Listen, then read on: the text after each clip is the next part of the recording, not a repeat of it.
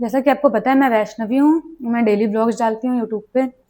और इधर कुछ दिनों से व्लॉग नहीं आ रहा था, और इससे पहले मैंने कल एक वीडियो डाली थी जिसमें मैं हॉस्पिटल के बेड पे लेट करके कुछ स्टेटमेंट दे रही थी। तो अगर मैं आपको अपनी लाइफ दिखाती हूँ तो मुझे लगा कि मुझे ये पार्ट भी दिखाना चाहिए।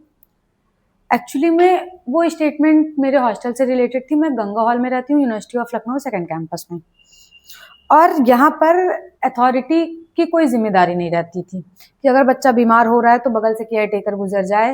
वो उल्टा उस बच्चे को बोलती थी कि रूम में जाओ, भले वो जाने की हालत में हो ना हो। और यहाँ का खाने में डेली कीड़ा निकलता था, दाल में अरारोट मिलाया जाता था जिससे बच्चे डेली बेहोश होते थे, फूड पॉइजनिंग होती थी। बट फिर भी उसकी रिस्पॉन्सिबिलिटी अथॉरिटी नहीं लेता था। तो फिर हमने एक प्रोटेस्ट किया था। प्रोटेस्ट क्या किया था, हमने अपनी आवाज़ उठाई थी।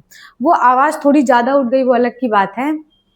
फिर उस आवाज़ में जब मैंने अपने पॉइंट्स रखे कि मैम ऐसा ऐसा हुआ, मैं उस दिन बेहोश हुई, वो भी आपने व्लॉग में देखा होगा कि मैं बेहोश हुई थी और मैं हॉस्पिटल गई थी, वो सब आपने देखा।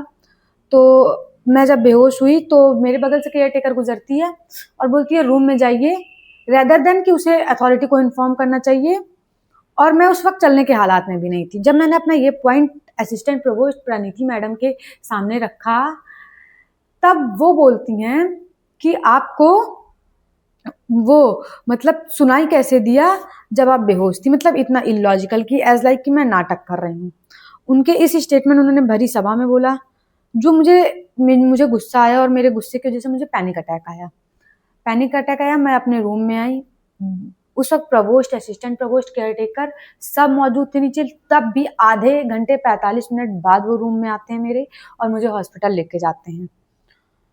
कहने का मेरा मतलब ये है कि आप, ये अथॉरिटी है, ये हमारी अथॉरिटी थी जहां हम रह रहे थे और उस पर आवाज उठाया। खैर उसका सोल्यूशन भी बहुत अच्छा निकला क्योंकि हमारे वीसी साहब जेपी सैनी जी बहुत अच्छे हैं। जेपी सैनी सर, उन्होंने तुरंत इसके लिए अंडर एक्शन लिया है।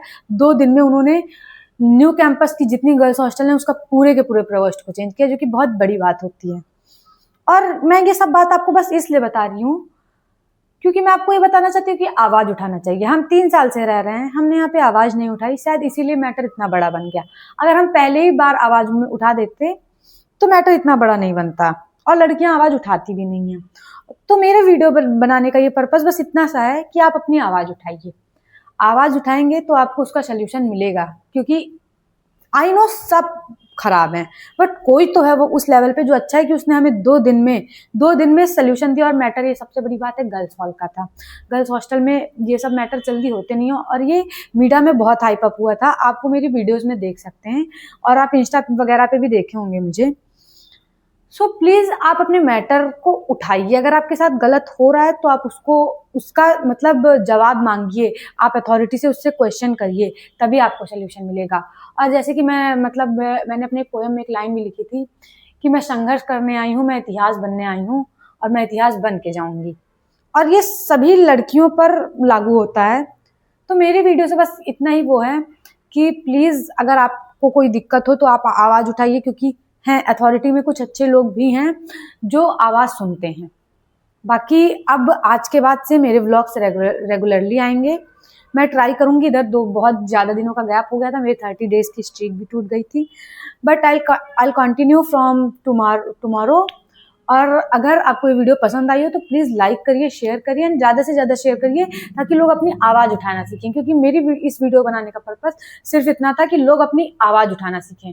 बहुत बहुत धन्यवाद आपका। और बहुत बहुत धन्यवाद लखनऊ यूनिवर्सिटी के प्रशासन का, जो उन्होंने इतनी जल्दी एक गर्ल्स हॉस्टल के मैटर पे एक्शन लिया है। Thank you so much all of you.